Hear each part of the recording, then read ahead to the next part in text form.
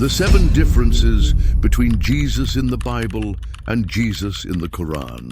Welcome to our series exploring the 7 differences between Jesus in the Bible and Jesus in the Quran. Over 7 episodes, we'll journey through 2 scriptures and uncover how each portrays Jesus in its own unique way.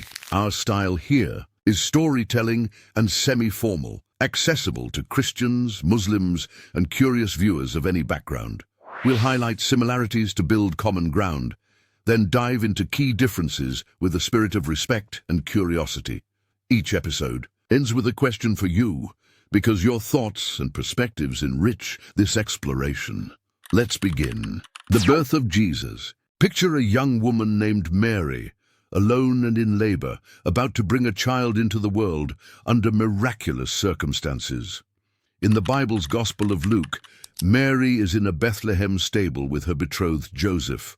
In the Quran's Surah Maryam, Mary is under a date palm tree, far from her family. 2 holy books, 2 miraculous birth stories of the same baby, Jesus, each awe-inspiring in its own way. Similarities. Both the Bible and the Quran cherish the virgin birth of Jesus. In the Gospel of Luke, an angel, identified as Gabriel, announces to Mary that she will conceive a son by God's Spirit. Mary asks, "How can this be, since I am a virgin?" And the angel answers that it will happen by God's power. Luke 1:34-35. The Quran echoes this scene. Maryam wonders, "How can I have a son when no man has ever touched me?" And the angel Gabriel replies, "It is easy for God, for this will be a sign from him." Quran 19:20-21. Both scriptures agree on this point. Jesus' birth was a divine miracle to a virgin mother, a fulfillment of prophecy in the Bible, and a sign of God's power in the Quran. Differences. While the miracle of Jesus' conception is a similarity, the circumstances of his birth unfold very differently. In the Bible, Mary and Joseph must travel to Bethlehem for a census. There, Mary gives birth to Jesus in humble conditions. She gave birth to her firstborn son and wrapped him in swaddling cloths and laid him in a manger because there was no place for them in the inn. Luke 2:7. Angels announce the birth to nearby shepherds who come to adore the newborn. Later on, wise men, magi, from the east arrive, guided by a miraculous star, bringing gifts for the infant Jesus. The biblical nativity is filled with visitors, joy, and angelic praise. By contrast, the Quran's account has a solitary and poignant atmosphere. Maryam withdraws from her family to a remote place. When labor pains seize her beneath a palm tree, she cries out in anguish. At that moment, God provides miraculous comfort. A voice came from beneath her saying, "Do not grieve.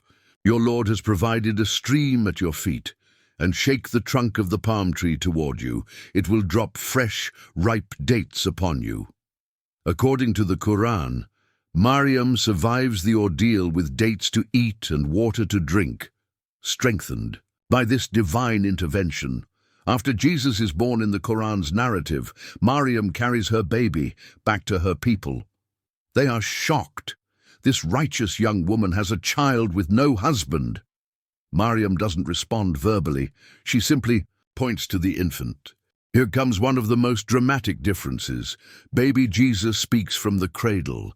The Quran says the infant proclaimed, "Indeed, I am the servant of Allah. He has given me the scripture and made me a prophet." He defends his mother's honor and announces his God-given mission while still a baby, declaring himself a prophet to his people. Imagine the astonishment. An entire crowd hearing an infant testify to his miraculous origin. This cradle speech does not appear in the Bible.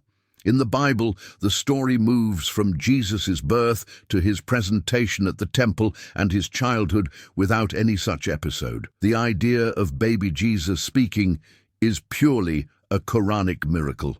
Meanwhile, the Bible includes details the Quran omits. There is no mention in the Quran of the manger, the shepherds visiting, or the wise men and their gifts.